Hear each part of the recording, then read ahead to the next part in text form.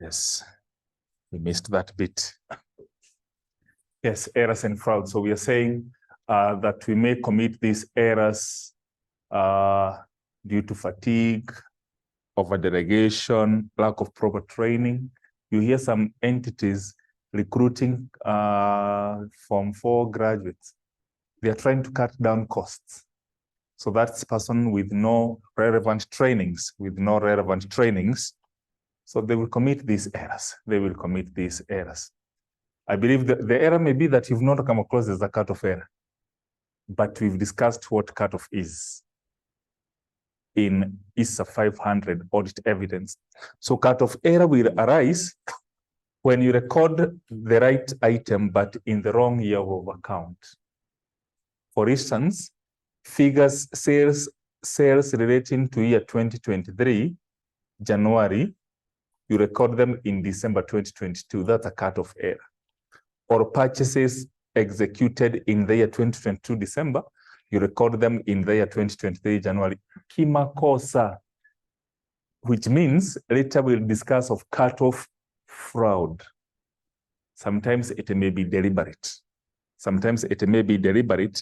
So as to get some illegal advantage. What about frauds? Classified into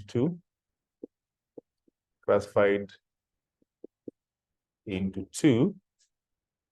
Number one, fraudulent financial reporting.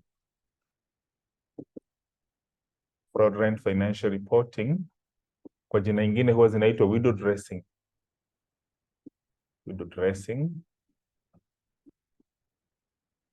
Roman number two, misappropriation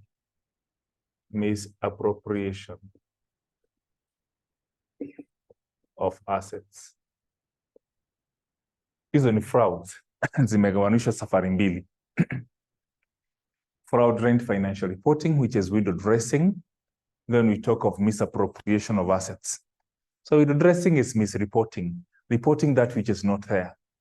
For instance, you overstate sales, you undercast purchases, that's window dressing. Or you execute cut-off fraud, that is window dressing. Or maybe, issues of undercasting expenses and so on. Yeah. So number one, fraudulent financial reporting or window dressing involves misreporting, e.g., A, overstating incomes,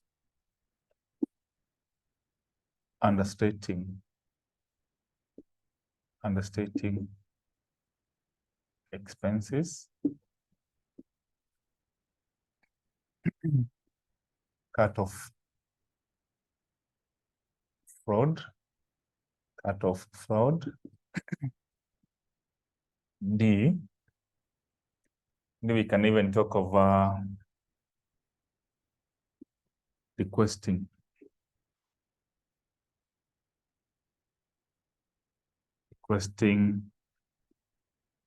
the customers deposit some money in the client's account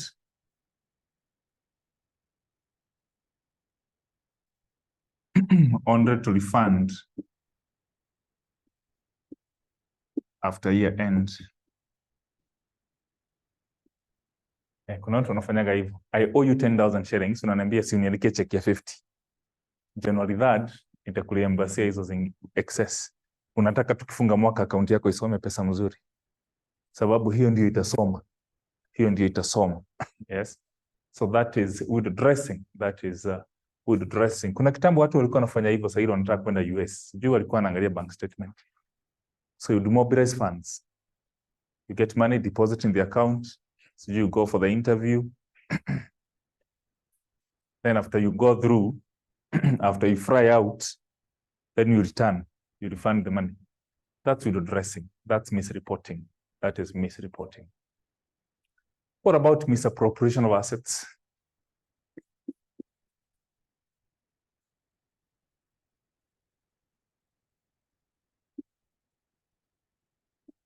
Misappropriation of assets, we can say involves embezzlement of funds, e.g.,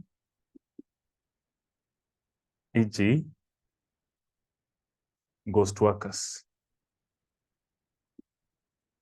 Ghost workers in the payroll. Number 2, payment to fictitious suppliers. We even talk of number 3,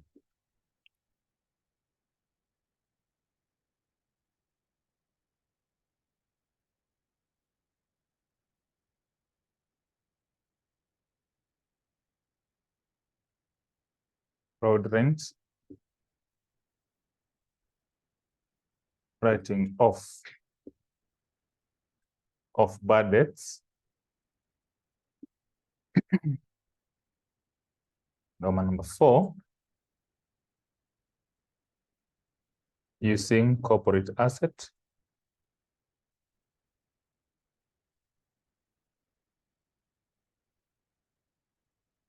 as collateral for personal loans.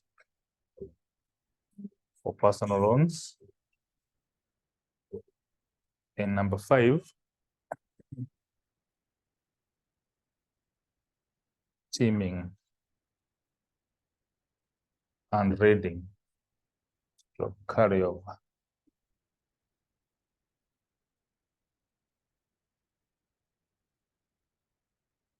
Teaming and lading, stroke carryover fraud. Teaming and lading, stroke carryover fraud.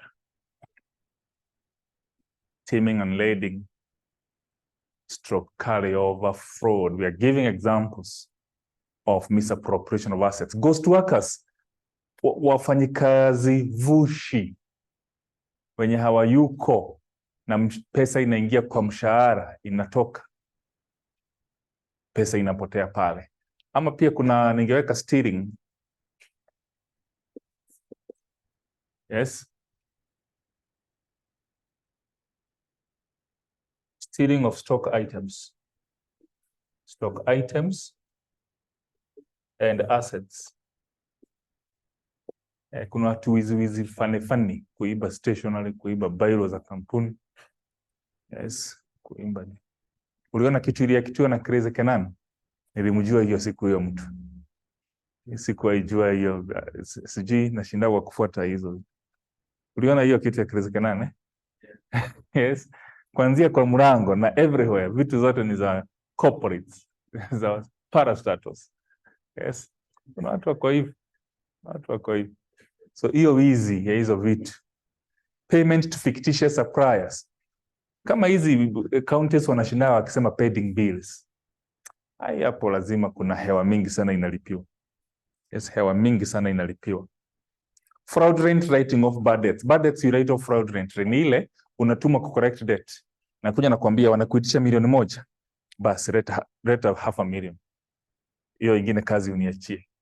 Ubaki na yako half, mimi nipe half, nikuachie. Unaenda unafanya mambo yako. Yes. Alafu wanakwambia now you can check their own balance. Unakuta umetolewa. Alafu wewe unaenda una advise management. Write off this guy. Huyu jamani nimemfuata, hata ashafunga biashara. He is languishing in poverty. Yes, anasema hizo vitu zote. Languishing in poverty. Una write off. Si unajua Kenya hata watu tulisema wana fake death. Unajua kuna watu wanakufa. Yes, ndio hiyo deni isifuatwe. wanakufa, wanawekwa kwa gazeti. Saa zingine mazishi inafanyika kwa cemetery. Na hata death certificate inatolewa. Na inakuwa presented to bank. You had taken like 400 million. Kufa inakuwa written off. Inakuwa written off. Because they want proof of death. Death cert. Yes. Kenyans can go to that extent. Yes. Yes. Then kuna using corporate assets for personal loan. Tunakuja tuna agree. Hii ni nyumba ya kampuni. Tuna agree ma directors. Transfer this building to me. Unajua itabaki kuwa hapa. Itabaki kuwa KCE. Wacha tu records zisome zangu. Nichukue loan. Alafu nikishamaliza I transfer back. Unajua shareholders hawatajua. Unless there is oversight body. Hawatajua juu watakuwa nakuja tu hapo anakuja biashara inaendelea, kumbe building inasoma mtu binafsi. Alishachukua loan. So shida inaweza tokea when this person defaults in loan repayment. Akisha default, mess inaingia. Kuna rafiki yangu alikuwa manager wa Tuskys, ilikuwa hapa Ronangara. For so long. Yes. Na kwetu nyumbani. So akiwa pale alikuwa analipwa vizuri. So he had managed to do 3 Nissans matatu za public means. So vile walifutwa tu kigafla, akaamua kuuza hizo Nissan 3 anunue basi. Yes, anunue basi. Sijui alikuwa amefanya mahesabu gani. Sasa kwenda kule KRA, alikutana na mtu akona badge ya KRA. Akamwambia nitakusaidia kutransfer, sijui utasave nini nikusaidia. Akampea documents za kutransfer. Yes. Kumbe huyu jamaa na yeye alijitransferia. Si umempatia documents zote? Yes. Akajitransferia basi. Na akachukua loan nayo. Yes. Kidogo saa ile huyu jamaa anafuata basi ilichotwa ikiwa Thika Road. Sababu ali default in loan repayment. Have you ever encountered such a thing? Ushaisikia mtu amepatana na kitu kama hiyo? Sijui wanafanyanga aje. I was also going to the same trap. Yes. I was transferring a motor vehicle. I was transferring a lorry. Kufika pale nikakutana na jamaa very mtu healthy vizuri sana. Na akona badge ya KRA. Akaniingisha hiyo 2 box bado. Yes. So tukaongea, hata aliniletea deposit slip ya National Bank legit. Iko hadi na muhuri wa bank. Na akaniambia sasa hiyo yenye umesave tunagawana. Na tukagawana nikasikia vizuri. I did have a supper. Juu nimesave kwa KRA. Yes. So ikakaa sana bila kutransferiwa. Haina shindo what's happening. Sasa ni kuanza kuangalia kama naona tu inasoma yule mama mwenye alikuwa ameuza hiyo lori. For so long. Nilifuata sana. I think hapo ndio nilijua hata KICC kwenye police station. Yes, kuandikisha OB. Police station, kuandikisha OB. It's good to share these experiences, sababu you never know. Sababu huyo mtu ako na badge na ako huko ndani. Si ati ni nje, ati ni huko ndani kwa hall ya KRA. Utajuaje hata ukifanya due diligence? So ukienda kutransfer kitu, jifanyie binafsi. Ama mtu unajua mtu, brother or somebody. Niliogopa sana hiyo story. Juu alikuwa na hiyo badge. Hiyo kitu I was assisted by my students. Yes, I give an example in class. Kumbe kuna jamaa wa KRA. Yes, alikuwa anakaa kwanza polisi. Very heavy built and yes, nilifuata naye huko. So huyo jamaa nakumbuka alinirushia hizo documents hapa Aga Khan Walk hapo nje ya hiyo Naivas. Na aliniongelesha vibaya sana. Aliniambia uko na bahati sana sijajitransfer. Imagine akiniambia hivi. Ati uko na bahati sana. Sikujitransfer. That's what he said. Alafu akanipatia hizo documents. And it's after pursuing for over 6 months. He was still holding the documents. I think alikuwa anataka kuangalia inaenda aje. Kuna risk gani? Yes. Mimi, I had 3 students who were working there. They really saved the situation. Ningejipata kwa mess mbaya sana. Of course, I lost the money, but I thank God Hiyo mambo ingine niliwezana. Yes, so using corporate imetokana na hii story. Chunga hiyo story ati unasaidiwa na mtu kutransfer. Si ushampatia documents zote, PIN, ID, the logbook or the title deed, kila kitu yako nayo na zake yako nazo, atajitransfer.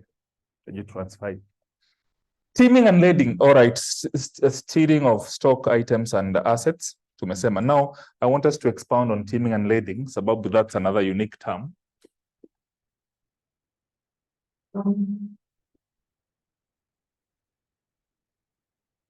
Wacha siku moja nimtumie 5 bob ndio nijue majina complete niandikishe OB. I guess nikasahau kukata haraka ndio isikuwe imeenda. Isialiongea vibaya. Yes, alikuwa na so hata niulize sasa majina hata ya nyanya yangu ama it was so. Sasa unajua umeshikilia kamoyo hivi. Ukijua anything can happen. Yes. Carry over fraud. Hii ni ile, angalia hii story, juu hii nitaielezea na story. Uko na data, tuko na data kwa kampuni, data A, wacha nimuite data A.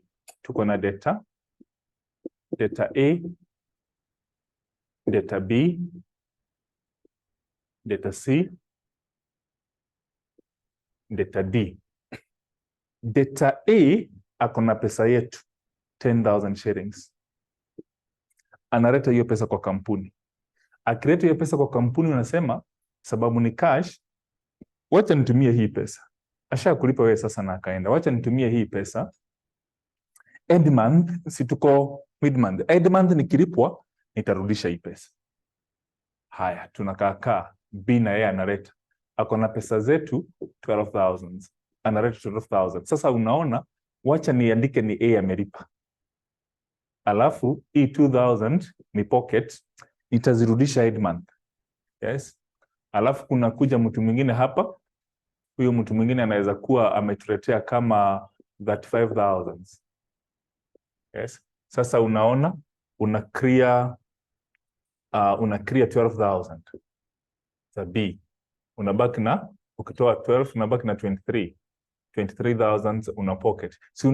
Sijui hii pesa inakuwa tamu sana sababu haupangiagi. Unajua ni pesa huko unatarajia. Yes. Kwanza uipate leo ni weekend. Na kuna ball ndio imeanza. Yes. Ama ulikuwa na bills, ulikuwa na pressing bills and such. Yes, unakuta tena huyu analipa, huyu anaweza kuja alipe hata lipa pesa mingi sana, alipe like 40,000 shillings. Sasa upate sasa hapa basi, wacha niandike ndio si amelipa then 5,000 your pocket. Inaendaga hivyo until unachukua pesa yenye imezidi hata mishahara yako kadhaa. Alafu sasa unaona aje, after all sijashikwa, hawezi nishika. Yes. Sasa hiyo, this is an irregularity because corporate monies should be deposited to the bank intactly and promptly. But sasa unafanya irregularity by carry over. Yes. So inafika mahali sasa hata hutarudishiwa pesa. So ndio irregularity inakuwa fraud. This is what we call teaming and lending. Sasa vile umeelewa hivyo, unaona kampuni ifanye aje kuzuia teaming and lending? What can be done to prevent this from happening? What controls can we put in place to curb or to arrest teaming and lending? Umeshaielewa vizuri vile inafanyika? Yes? Hiyo ndio point number 1. Ndio sasa unakutaka wameandika no cash payments. Sababu sasa kama hakuna cash, utafanya nini teaming and lending? Hakuna. So discourage cash payments. What else can be done? Unaweza fanya segregation of duties. Unajua inafanyika hivi vizuri kwa nini? Juu jamaa mwenye ana receive, ni anapeleka bank, ni ana reconcile, kama ni shule ni yeye bado anafukuza watu juu ya fees. Unajua sasa hata fukuza huyu sababu anajua ashalipa ni vile pesa amepocket. But kama kuna mtu mwingine anafanya hiyo shughuli, atakuja akwambia hapana, toka. Anambia hapana, but I paid. So itajulikana. So proper segregation of duties is key. Yes. Pia kama tunalipa na check, tuzuie mambo ya tunapeana na crossed checks. Na pia kama kuna pesa zinatumwa na mail, siku hizi watu waliacha kutuma na mail. Kitambo watu walikuwa naweka pesa kwa bahasha. Yes. Unatumiwa. Hiyo bahasha ukifungua peke yako accountant na hakuna mtu mwingine hapo, you can easily pocket that money. Ama mtu ametuma check iko blank na isha sainiwa, sababu hakuwa sure kama ni KCE College ama ni KCE College Limited. So amekuandikia invoice yenye analipa, lakini amekwambia uandike the right word. Si hata uko na jina inaweza tosha hapo. Yes. So unaweza kuta in case of mail, lazima kuwe na more than one person when we are opening that mail. It has to be supervised. It has to be supervised. Any question? Sawa. Responsibilities. Responsibility on errors and frauds. Kwa tunasema hivi, ISA 240. ISA 240 is clear. ISA 240 is clear and categorical. ISA 240 is clear and categorical that auditors do not have any responsibility. Do not have any responsibility on errors and frauds.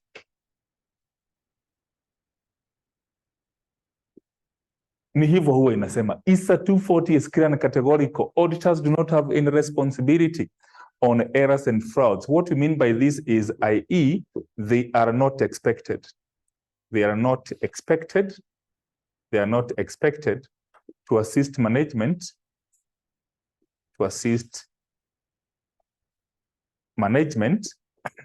in preventing, detecting, and correcting errors and frauds. Kwa hivyo ni kazi ya management. Tulishasoma hii siku ya kwanza ama ya pili when we discussed objectives of an audit. Issues of errors and frauds were just an incidental. Yes. So tumesema ISA 240 is clear and categorical that auditors do not have any responsibility on errors and frauds, i.e., they are not expected to assist management in preventing, detecting, and correcting errors and frauds. But of course, we know they should endeavor to plan their audit. We can say that. You can start by saying, majina huwa inatumika.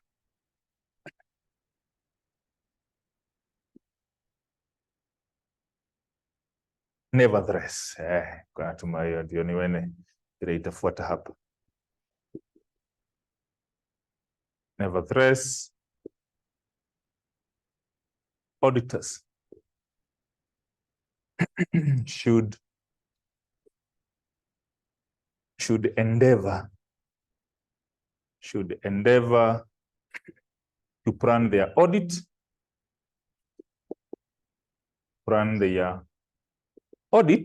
should endeavor to plan their audit to detect. Endeavor to plan their audit to detect material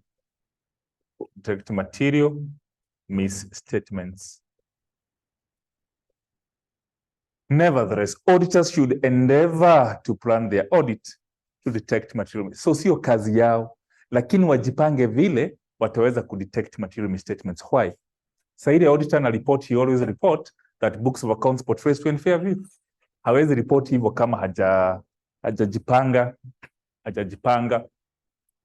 Yes, nevertheless, auditors should endeavor to plan their audit to detect material misstatements.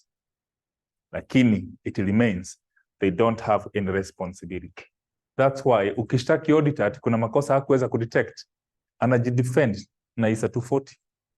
It's the primary responsibility of management to put in place mechanisms to prevent, detect, and correct errors, frauds, and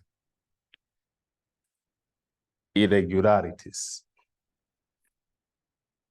Nitaongezea font size ya hizi letters zangu. Naona people are straining. taongezea font size.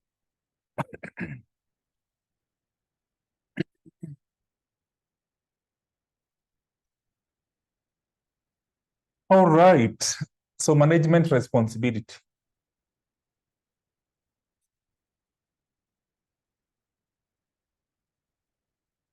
Management responsibility on errors and frauds. So we say management have the primary responsibility. Management have primary responsibility, prevent,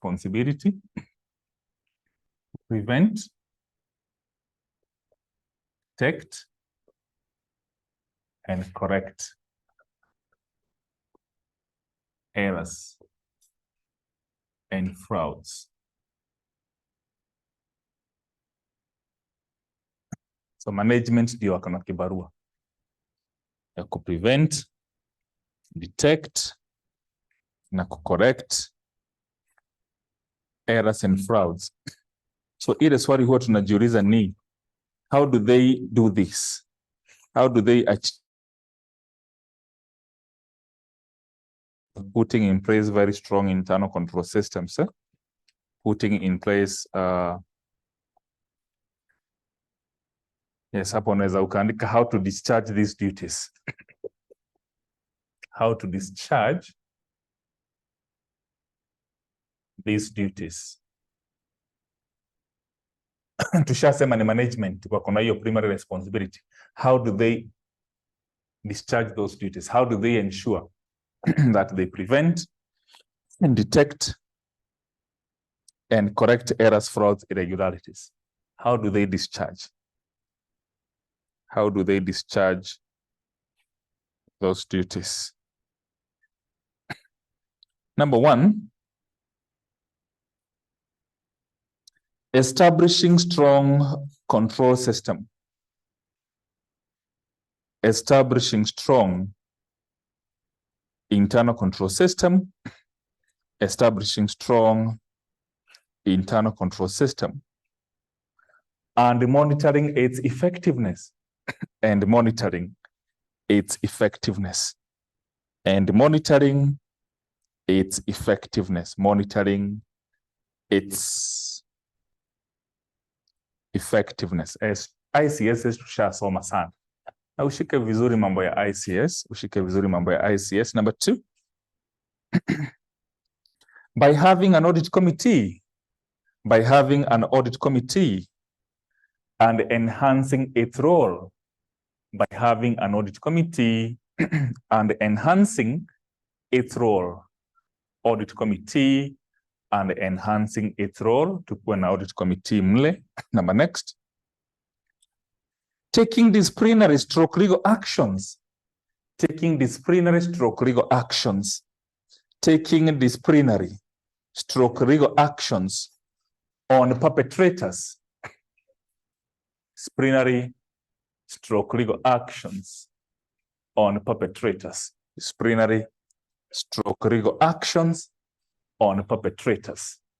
Ulikuwa unasikia kitambo wakisema kwamba tumekufunga hicho kifungo ndio iwe funzo kwako na kwa wengine wenye tabia kama hizo. Otherwise tukiwacha scot free itafanyika kama vile corruption inafanyika hapa Kenya. Sababu watu wa corruption they know they'll buy their freedom. But if kukafungwa watu kadhaa, watu waone kwamba mkono wa serikali ni mrefu, hiyo mambo inaweza ikakoma. So if we left them scot free, then it will act as a motivating factor for more frauds to be perpetuated. So we need to ensure we take disciplinary actions or legal actions on the perpetrators. Next, training employees on a continuous basis. Training employees on a continuous basis. Training employees on a continuous basis. Sababu tumesema errors zitafanyika saa ile hatuja train wafanyikazi wetu vizuri. We need to train them properly. Next, computerizing the accounting systems. Computerizing the accounting systems. Computerizing the accounting systems. Computer systems are known for their high levels of accuracy, speed. So if you computerize, kuna vitu haziwezi fanyika through computerized system. Sababu inaweza fanyika tu saa ile iko manual. Saa ile iko manual. All right. Next point. By developing the code of conduct, by developing the code of conduct, by developing the code of conduct, CODE, by developing the code of conduct and ensuring that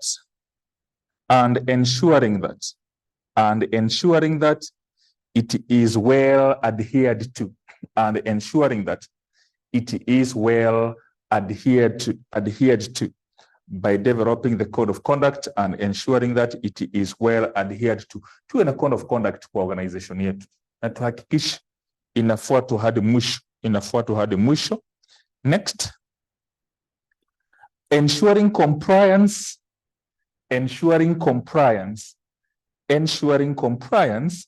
with corporate governance, ensuring compliance with corporate governance rules, ensuring compliance with corporate governance rules, etc.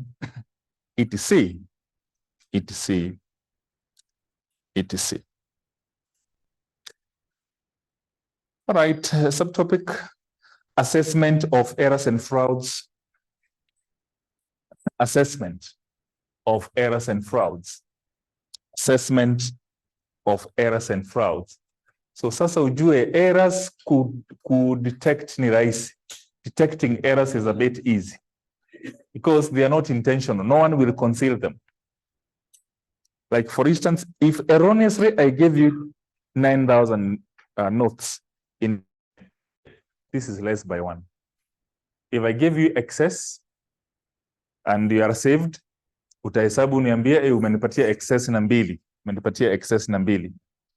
What if I give you 10 lakini mule ndani nimeweka 3 zenye ni fake, nimezitouch huko, 2 mzuri, 1 fake, 3 ingine fake, utahesabu uniambie they are 10, useme thank you. Ni ngumu sana ujue.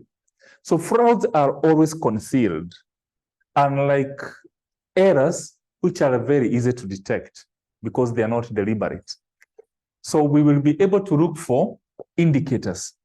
We look for indicators of errors and frauds. It's very easy. But for fraud, we look for fraud risk factors. We will look for fraud risk factors. Good thing is we've already discussed them. We discussed them under risks, inherent risks. Remember, we discussed management characteristics, industry characteristics, engagement characteristics, financial characteristics. These points, these are fraud risk factors. That when management dominates is an indicator of fraud. When management's integrity is questionable, you appear. When management is operating under pressure to meet set targets, it's a fraud risk factor. When their pay is pegged on performance, that's a fraud risk factor. All those points we discussed, we will copy paste them under fraud risk factors. But indicators of errors and frauds ni kama missing documents. Unaenda kutafuta vouchers, unapata hakuna voucher number 7, hakuna voucher number 11, hiyo inakuonyesha kuna shida. Ama documents which seem to be altered. Documents zinakaa zimerekebishwa, it's 7, it's 8, it's which now? Ama zimefutwa. That's an indicator of errors and frauds. Ama unakuta that employees are accessing areas which do not concern their JD, job description. At mimi na access data's records pale. For what purpose? And that's not my area. Ni kumaanisha you can liaise with a friend, when nipatie nitakutoa kwa records. Those are some of the indicators, or some missing cancelled checks. Unajua ukicancel check haufai kuprack, sinafai ibaki pale. Lakini unakuta cancelled invoice, cancelled check na hauwezi ukaipata iko wapi. Yes. Ama unakuta kama saizi tuko August, jamaa anafanya bank recon, aliachia February katikati, siku ya Valentine hapo ndio ilikuwa siku ya mwisho kureconcile. Kuanzia hiyo siku hajawahi reconcile tena. So if there are any delays in reconciling, hapo inakuonyesha kuna shida. Good. Nikusaidie kusummarize. Hizo points.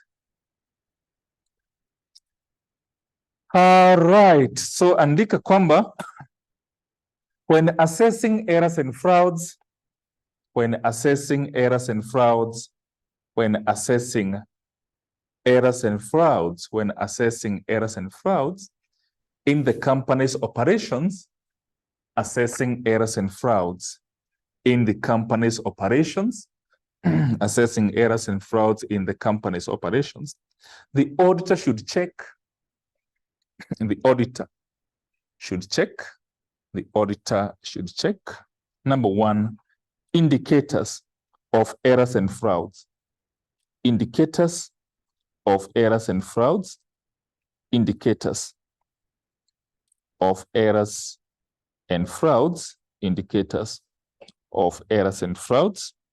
Number two, the fraud risk factors, the fraud risk factors, the fraud risk factors, the fraud risk factors.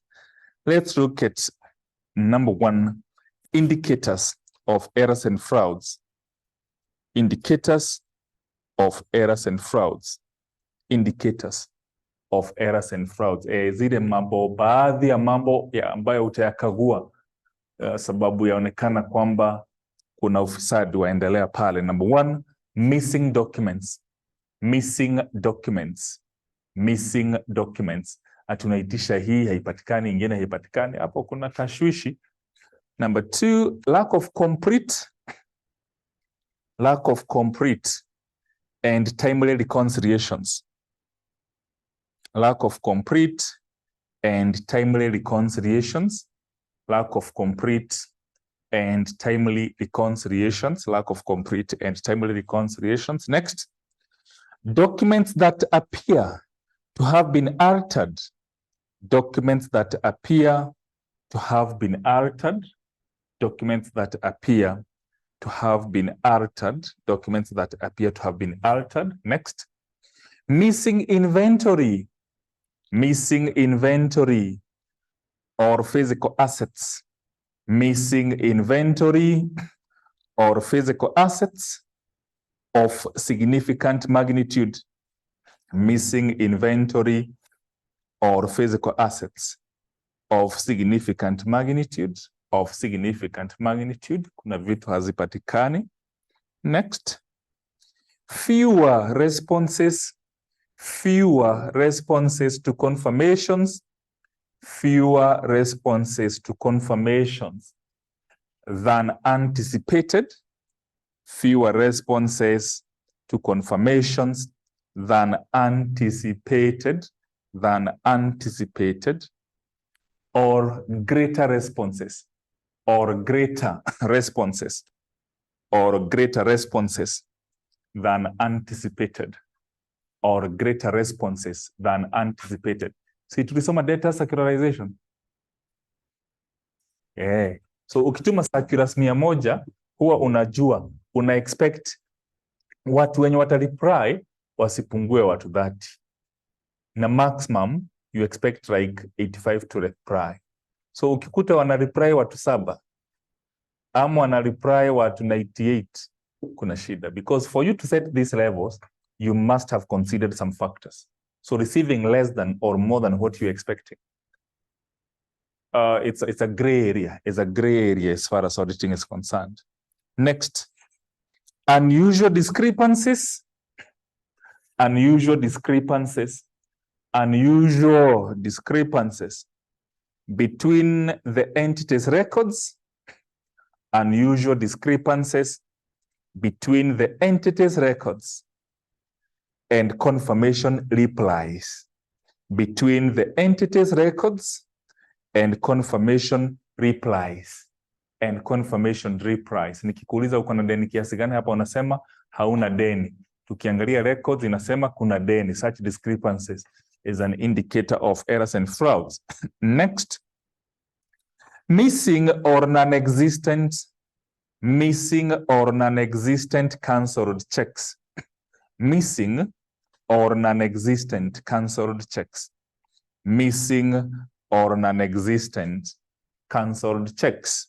Missing or non-existent cancelled checks.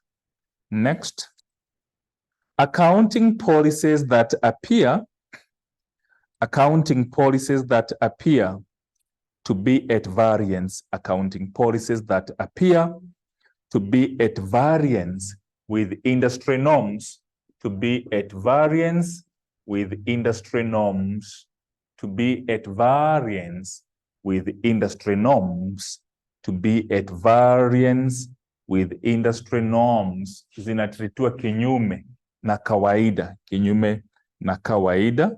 Next, evidence of employees' access, evidence of employees' access to systems and records, evidence of employees' access to systems and records, evidence of employees' access to systems and records, inconsistent with that necessary evidence of employees' access to systems and records, inconsistent with that necessary to perform their authorized duties, inconsistent with that necessary to perform their authorized duties, inconsistent with those necessary to perform their authorized duties. Excellent. That's it under indicators of errors and frauds. We look at fraud risk factors. Fraud risk factors. Fraud risk factors. Fraud risk factors. Tumesema fraud kuidetect sio rahisi. Unaangalia dalili ya kwamba fraud imefanyika. That's what we call fraud risk factors, right? And say these are events or conditions. These are events or conditions. These are events or conditions that indicate an incentive. Events or conditions that indicate an incentive or pressure, indicates an incentive or pressure to commit fraud, indicates an incentive or pressure to commit fraud, an incentive or pressure to commit fraud. First, proceed to say, the fact that frauds are usually concealed, the fact that frauds are usually concealed, the fact that frauds are usually concealed can make them difficult. The fact that frauds are usually concealed can make them difficult to detect, can make them difficult to detect, can make them difficult to detect. Nevertheless, the auditor identifies the events and conditions, identifies the events and conditions that indicates an incentive,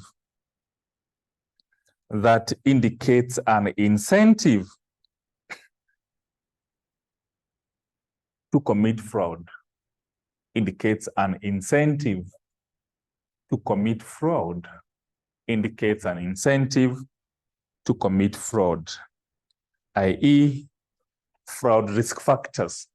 Fraud risk factors, which includes fraud risk factors, which includes fraud risk factors, which includes, tanikubalia tuweke points kama 3 sababu ni copy pasting from risks. Loma number 1. When management's pay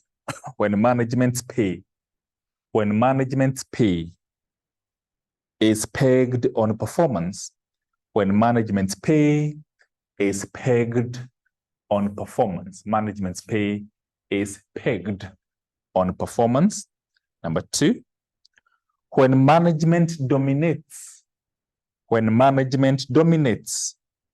corporate governance, management dominates in corporate governance, when management dominates in corporate governance, kwamba management ndio husema hatuna audit committee, hakuna internal audit, ICSS ni weak, vitu kama hizo. Number 3, when there is high rate of management turnover, when there is high rate of management turnover, when there is high rate of management turnover, when there is high rate of management turnover, high rate of management turnover. All right, etc.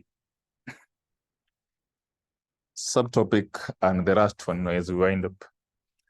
Auditors' responses on detection of errors and frauds. Auditors' responses on detection of errors and frauds.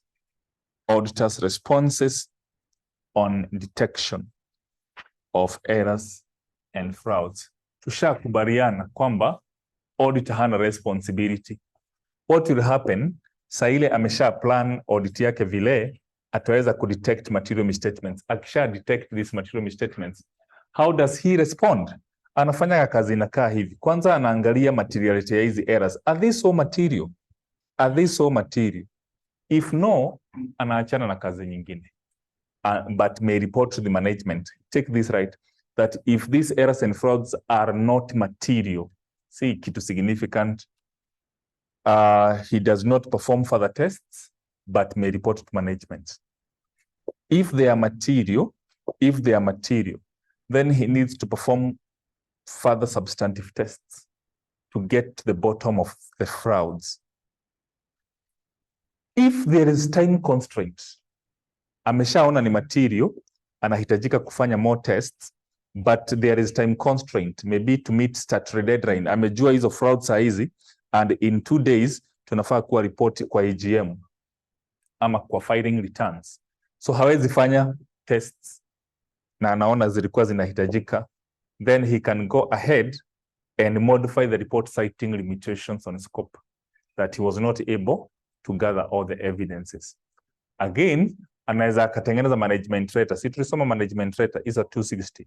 Letter of internal weaknesses, highlighting what led to these errors and frauds being perpetuated. Again, he may go ahead and report to the shareholders. When do we report to the shareholders? If these errors become persistent, if these frauds become persistent.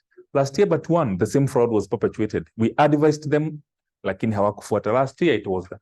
This year, it was done. So when these errors and frauds persist, modify the report and report to the shareholders. Modify the report and report to the shareholders. Other times, you can assess the impact these errors may have on the books of accounts. Sometimes they may have very little, so you may ignore them. Let's highlight those 6 points.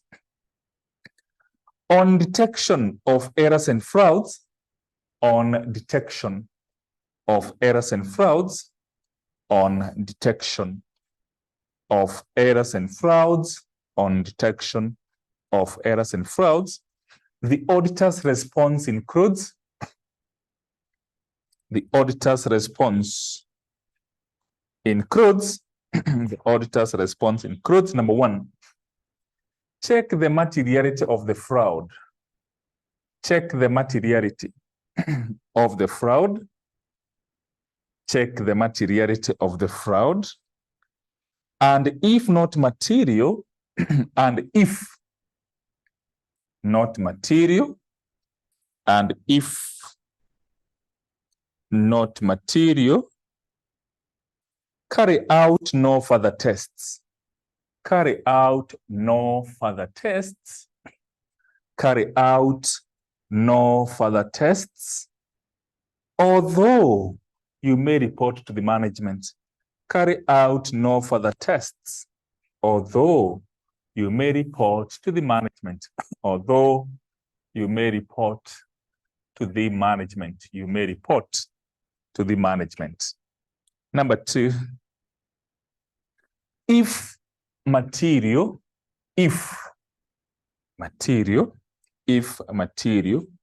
carry out alternative substantive tests and procedures. If material, carry out alternative substantive tests and procedures. Carry out alternative substantive tests and procedures to gather more evidence, to gather more evidence, to gather more evidence, to gather more evidence. Number 3,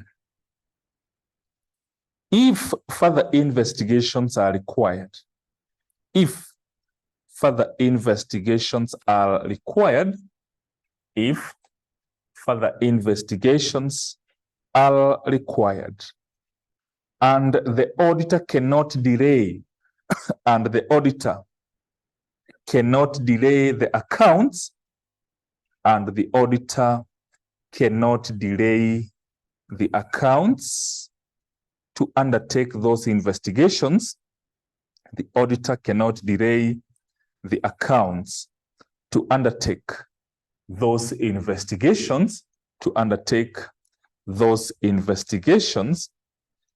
then he should consider qualifying the report.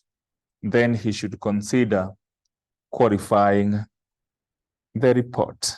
Then he should consider qualifying the report. Consider qualifying the report.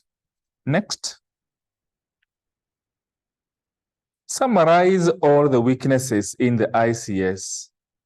Summarize all the weaknesses in the ICS. Summarize all the weaknesses in the ICS that could have led to errors. Summarize all the weaknesses in the ICS that could have led to errors and frauds. Weaknesses in the ICS that could have led to errors and frauds, and disclose them in the management letter, and disclose them in the management letter, and disclose them in the management letter, and disclose them in the management letter. Next point. Check the effects. Check the effects that the errors and frauds have. Check the effects that errors and frauds have on the financial statements.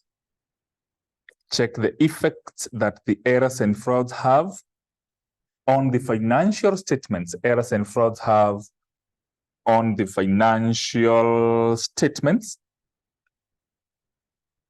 and ensure financial statements are properly prepared, and ensure financial statements are properly prepared. Ensure financial statements are properly prepared to reflect on errors and frauds identified. Financial statements are properly prepared to reflect on errors and frauds identified. To reflect on errors and frauds identified. Hiyo kwa lugha rahisi ni correct the errors. Turekebisha. Unajua wakisharekebisha, then we give them a clean report, because the books of accounts will be said to be portraying a true and fair view. The last point we said, when errors and frauds persist, when errors and frauds persist, when errors and frauds persist, comma, the auditor must qualify the report. The auditor must qualify the report and inform the shareholders. The auditor must qualify the report and inform the shareholders. The auditor must qualify the report and inform the shareholders. Qualify the report and inform the shareholders. Qualify the report and inform the shareholders. And date 11 or 12? Date 12. Yes, yes, there. Yes. Is it 12 or 11 today? masiku zinataka ukue CPK haraka iwezekanavyo. So lazima inasonga gwangu, songa mbio mbio.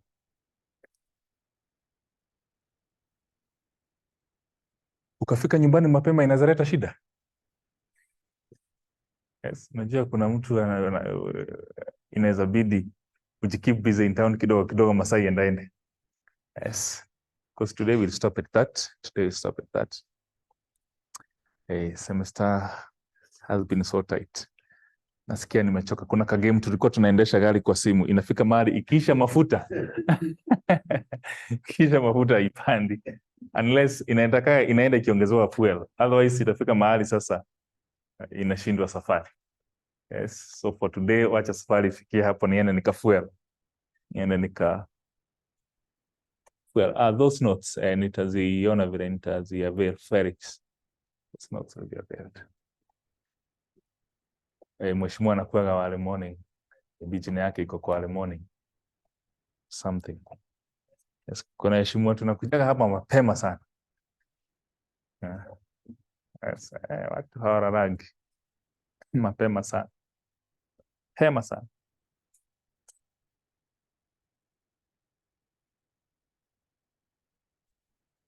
I think it's because I didn't sleep tonight. Nilienda kufanya kazi fulani mimi nikasikia alamu imelia. Nikashtukia ni ya 4:40. I think I was very busy. Yes. So hiyo mwili sasa inasikia. Na ni busy tu ya kusoma. Ni busy tu ya masomo, si ati ni busy ingine. Hizi vitabu tu. Hizi vitabu tu. Yes. So hii level hatuwezaki kusema ati usome area gani uache gani sababu ya mtihani. Sababu hapa ukiangalia past paper ni kama wana test everything. So hapa ni risky mheshimiwa Tekno. Ni ngumu kupredict, but I'll assess. So we are meeting on Tuesday and we still meet on Saturday. Yes. So I'll assess tuone ni areas gani haziwezi kosa kumiss, but at this level to be safe anzia kwa definition of audit hadi mwisho. They can even ask define auditing. Sio swali iko mahali. Sijui define audit, distinguishing it from attestation engagement and the direct reporting ile tulijaribu kujibu. I mean they can test anything. Hapa hakuna kitu hautasoma. So jipange usome everything. Kuna siku tulijiuliza maswali tukaona vile watu wanajibu. Have we done questions and answers so far? On Tuesday. Is it Tuesday? Uko kwa morning, I guess. Peruse and check somewhere. Your class is somewhere. Are you there? No, that's AAA. You should be here. Your name is somewhere? Yes. Date to me and ya. So on Tuesday, before I discuss anything else, sani maswali na majibu. Hiyo siku utaongea mingi. Sababu nitaenda na topic. Tukienda kwa introduction, maswali nauliza, lakini usikuwe na pressure. Ukishindwa tunasaidiwa na mwingine, but try as much as possible to have the answers. Tutasaidiana. Ukikwama tunasaidiwa na mwingine, hivyo tunasaidiana. So we'll have that session on Tuesday. Or at the morning it may be a bit tricky, we'll see. Ni sawa tu, si tunakuwa watatu wanne. Yes. Tunakuwa watatu wanne. So hata ni mzuri tutaenda round haraka. Unajibu kitambo upumzike tunakufikia tena. Yes. Yes. Makeup ilishindikana sababu lazima kuna online students. Naona watu wanataka tukuje. Online ileta shida na saa hiyo hawakuangi wamefungua. Maureen, which question had you asked?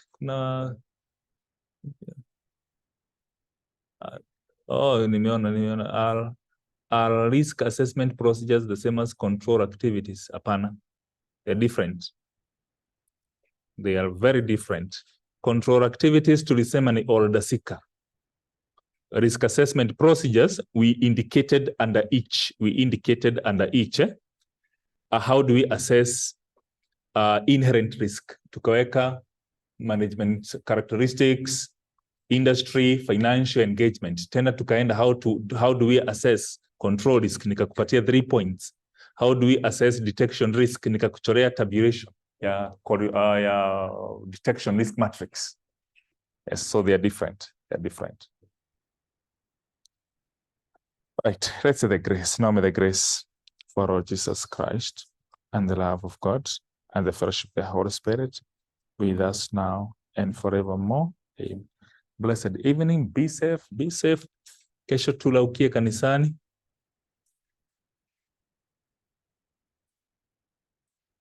So on Tuesday class, can we have recorded one in the morning? I'll liaise with our running friends there. Kazungu, I'll talk to him. Tuone kama inaweza kuwa recorded.